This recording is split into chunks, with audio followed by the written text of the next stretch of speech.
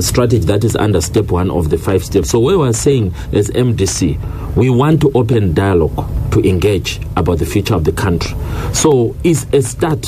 It's not an event.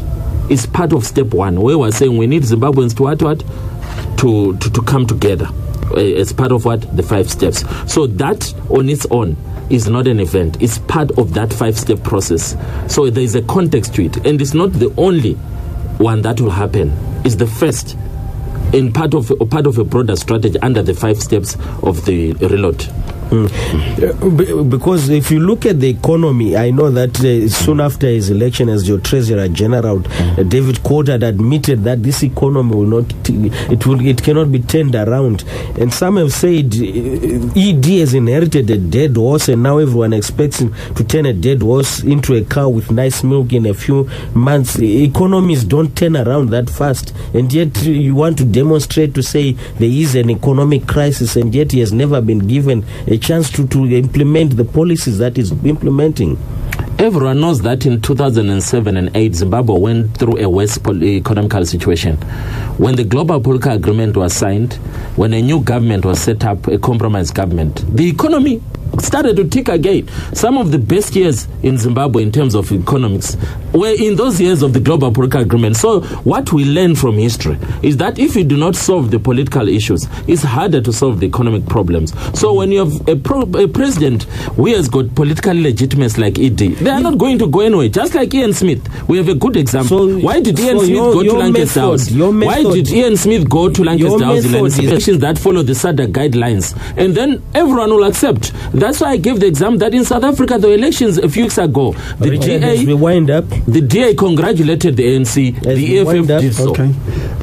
I think when we look at the demonstrations in Zimbabwe, largely the demonstrations that have manifested at the instigation of the opposition have leave us with memories of violence, leave us with memories of structured despondency, and they leave us with memories of the selective amnesia that says when demonstrations are initiated about genuine national interest, or it is to provoke the state so that we put Zimbabwe at the bad diplomatic spotlight. Yes, I know that there is a Well, sorry. I think we need to be very clear. Last year in August, when the army shot civilians, the MDC did not organize that protest. It's a historical fact.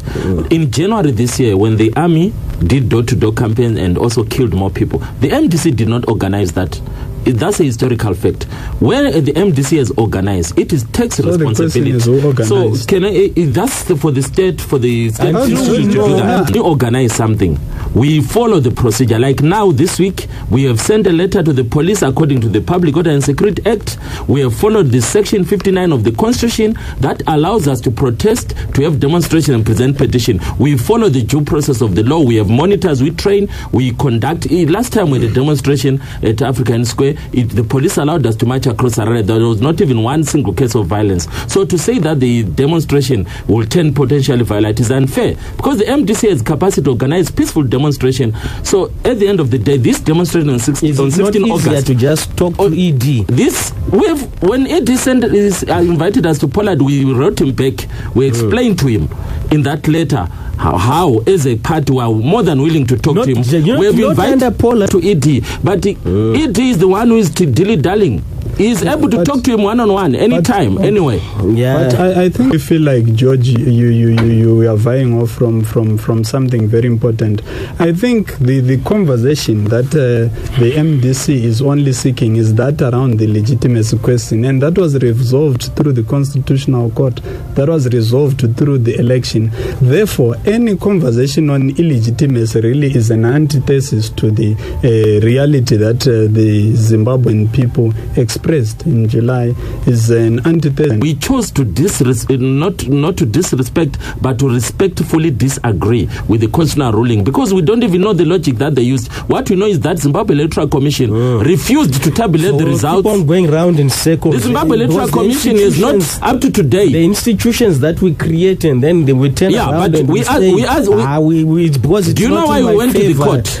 We went to the we went to the court because ZEC refuse to tabulate the results constituents by constituents or ward by ward. Thank you very much, They Daniel, just gave provincial results that we clearly saw they were tampered with. I know that some when it rules in your favor, you celebrate. When it doesn't, you don't celebrate. No. So we are not fighting. We are not. Sorry, George, I don't agree with you on that one. The MDC is fighting for a new Zimbabwe where there is freedom and justice, where there is equality and fairness. Whether the judgment is not in our favor or not, that is not the point. The point is that right now we have a situation where politics is dominating other institutions, and that's what we want to end, so that Zimbabwe can move forward and prosper. Thank you. By elections, which Zanu PF has been winning, and I don't know if Glenview's, there is another one in urban areas, maybe to tilt in the MDC's favor. I also had in the studio Richard Mahomva on Politics on Thursday. Thank you, gentlemen, for coming through. We hope to engage further in other programs, but for now,